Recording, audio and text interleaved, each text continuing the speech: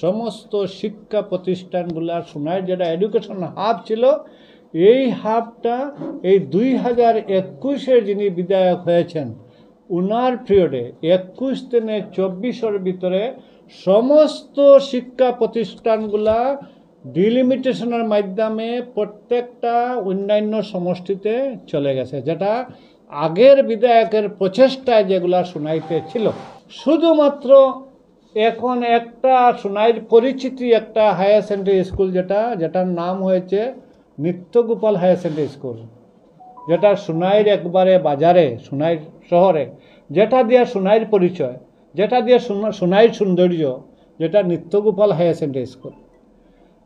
যে মানুষ বিধায়ক হওয়ার পরে তার নিজের যেহেতু শিক্ষা নাই, শিক্ষার প্রতি কোনো দরদও নাই, সমস্ত শিক্ষা প্রতিষ্ঠানগুলোকে অন্যান্য সমষ্টিতে বাইর করে দেওয়ার পরে একটা যেটা হায়ার সেকেন্ডারি ছিল, যেটা নিত্যগোপাল হায়ার সেকেন্ডারি স্কুল, ওই হায়ার সেকেন্ডারি স্কুলতে ওই জায়গাকে শপিং কমপ্লেক্স করার জন্য আমাদের বর্তমান বিধায়ক মুখ্যমন্ত্রীকে একটা চিঠি দিয়েছেন। ওই চিঠির মাঝে লিখেছেন যে এই স্কুলটা এখান থেকে শিফটিং করে আপনার তুলারগ্রাম, যেখানে এই স্কুল থেকে প্রায় 1/2 কিলোমিটার দূরে ওয়াটার রিসোর্সের যেটা জায়গা আছে, ওই জায়গাতে স্কুল করা হোক। কেন করা হবে স্কুল? এখান থেকে স্কুলটা কী কারণে সরানো হবে উনি ওখানে উল্লেখ করেছেন যে ওই স্কুলের রাস্তা দিয়ে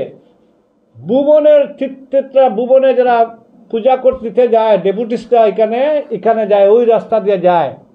কিন্তু দুঃখ লাগে আর সত্যিকারের অনেক সময় হাসি উঠে, অনেক বিধায়ক ছিলেন, কেউ দেখলেন না ভুবনের তীর্থার্থীটা ওই রাস্তা দিয়ে যাওয়া। বিজেপির বিধায়ক বদ্রীনারায়ণ সিংহ দেখলেন না, বিজেপির বিধায়ক আমিনুলও দেখলেন না। আচ্ছা, আমি ধরে নিলাম কংগ্রেসি বিধায়করা দেখলেন না, ধরে নিলাম সমাজবাদী পার্টির বিধায়করা দেখলেন না, ধরে নিলাম এজিপির বিধায়করা দেখলেন না, বিজেপির বিধায়ক তো বদ্রীনারায়ণ সিং ছিলেন, উনিও কি দেখলেন না যে ওই রাস্তা দিয়ে আপনার ভুবন হিলের তীর্থার্থী যান? করিমউদ্দিন বড় বইয়া দেখেছেন যে ওই রাস্তা দিয়া ভুবনের তীর্থার্থী যাওয়াতে অসুবিধা হচ্ছে, এর জন্য এই স্কুলটা সরানো হোক।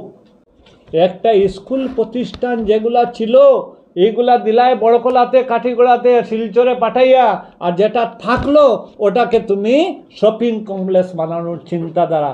কারণ তোমার পক্ষে সম্ভব, কারণ এমন একজন ব্যক্তি সোনাইতে বিধায়ক হয়েছে যার শিক্ষার প্রতি দরদ নাই, খুদ উনি যেহেতু অশিক্ষিত। আমি যখন বারবার বলি উনাকে অশিক্ষিত, আর উনিও বারবার বলেন আমার বিরুদ্ধে ডিফরমেশন কেস করবেন, একবারও করেননি, কারণ উনি স্বীকার করে নিয়েছেন উনি অশিক্ষিত।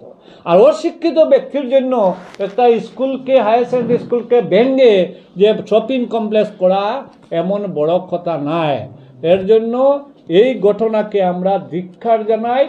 কারণ এই স্কুল, যেখানে স্কুলের জায়গা যারা সাজিদ মজুমদার দান করেছিলেন, ওই জায়গার 16 বিঘা জায়গা আছে। আমার কথা না, রিপোর্টে বলছে 16 বিঘা জায়গা আছে। সিএম যখন চিঠি দিয়েছিলেন ডিসিকে, ডিসি আপনার পিডব্লিউডি ডিপার্টমেন্টকে চিঠি দিয়েছিলেন, এরপরে পিডব্লিউডি ডিপার্টমেন্ট এটা ওয়াটার রিসোর্সকে দিয়েছিল, ওয়াটার রিসোর্সে চিঠি দিয়েছে, যে চিঠি মতো দেখা গেছে এখানে 8 বিঘা 4 কাঠা জায়গা আছে টোটাল ওয়াটার রিসোর্সের।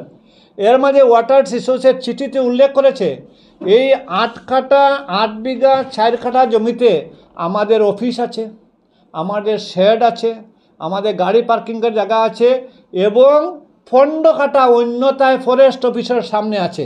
অর্থাৎ ওই জায়গাতে 9 বিঘা জায়গা নাই। যেখানে স্কুল আছে এখানে 16 বিঘা আছে। 16 বিঘা জায়গাতে স্কুলের অ্যাকোমোডেশনের অসুবিধা যদি হচ্ছে, তাহলে 6-7 বিঘা জায়গাতে এটা মডেল স্কুল করা কিভাবে সম্ভব হবে? উনার নজর গিয়েছে ওনার নজর গিয়েছে স্কুলের এই জায়গাতে, যাতে এখানে শপিং মহল করে, গুলদিগির মতো মহল করে এখানে যাতে বড় টাকা উনি উপার্জন করতে পারেন, এই অসৎ চিন্তাধারার জন্য এটা হয়েছে। ওনার কিছুই নাই, শুধুমাত্র এই জায়গাতে যদি ওই জায়গা যদি আমরা মহল করি, তাহলে উনি অসৎ উপায়ে একটা রোজগার করতে পারবেন ওই চিন্তাধারা। আজকে এই সব চিন্তাধারার মানুষ যখন, একজন অশিক্ষিত মানুষ যখন বিধায়ক হয়, তখন ওইগুলা নোংরা চিন্তাধারা ওনার মনে আসে। আজকে ওই ওনার নোংরা চিন্তাধারাকে আমরা ধিক্কার জানাই। আর কোনো অবস্থাতে সোনাইতে ছাত্র আছেন, বর্তমান এনজির ছাত্র এবং প্রাক্তন ছাত্র সব মিলিয়ে প্রায় 25,000-এর উপরে আছেন। 25,000 ছাত্ররা রক্ত দিব, কিন্তু স্কুল এখান থেকে সরাতে দিব না, কোনো শক্তি সরাতে পারবে না।